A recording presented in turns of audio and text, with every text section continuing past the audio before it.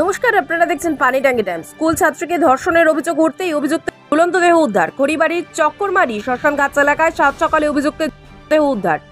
মৃতের নাম জগদীশ রায়, তৃণমূল কংগ্রেস নেতা তথা লোক শিল্পী হিসেবে পরিচিত ছিলেন। চাকরি দেওয়ার নাম করে ঘরে গিয়ে এলাকার এক নবম শ্রেণীর ছাত্রী তথা নাবালিকাকে ধর্ষণ করার অভিযোগ ওঠে অভিযুক্তের বিরুদ্ধে। গতকাল মেয়ের শারীরিক অবস্থার পরিবর্তন দেখে খড়িবাড়ি থানার অভিযোগ দায়ের করেন নাবালিকার বাবা। গোটা ঘটনায় অভিযোগ পেয়ে তদন্তে নামে পুলিশ। আজ সকালে অভিযুক্ত ঝুলন্ত দেহ উদ্ধার হয় চক্করমারি এলাকায়। এদিন খবর পেয়ে পুলিশ ঘটনাস্থলে পৌঁছে মৃতদেহ উদ্ধার করে ময়নাতদন্তের জন্য উত্তরবঙ্গ মেডিকেল কলেজ ও হাসপাতালে পাঠিয়েছে। গোটা ঘটনার তদন্তে নেমেছে খড়িবাড়ি থানার পুলিশ। আরও খবর জানতে অবশ্যই চোখ রাখুন শুধুমাত্র পানিটাঙ্গি টাইমসের পর্দায়।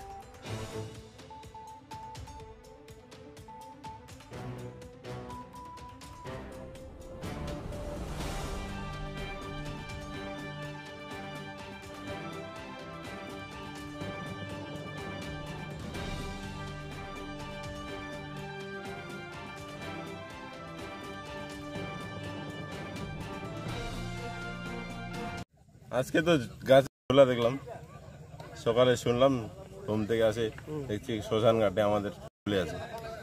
কে কে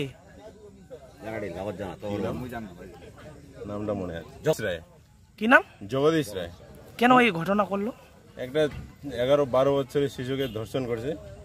সেই শিশু 5-6 মাস বলে প্রেগনেন্ট শোনা যাচ্ছে, এই জন্য মনে হয় মারা গেল। এর নামে কি থানায় কোনো লিখিত অভিযোগ? কালকে লিখিত অভিযোগ দেওয়া হয়েছিল। আমরা থানায় ছিলাম, রাত 12টা-1টার পায় নেই খুঁজে। আমরা নিজের বাড়ি আসে শুয়ে গেছি সবাই। আর আজকে দেখলেন? আজকে দেখতেছি সকালবেলা খবর পেলাম যে মারা গেছে কি নাম ওনার? যে মারা গেছে জগদীশ রায়। শিল্পী ছিলেন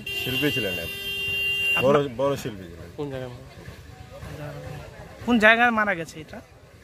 এটা রানীগঞ্জ অঞ্চল, 1200 বেটা। কোথায় মারা গেছে?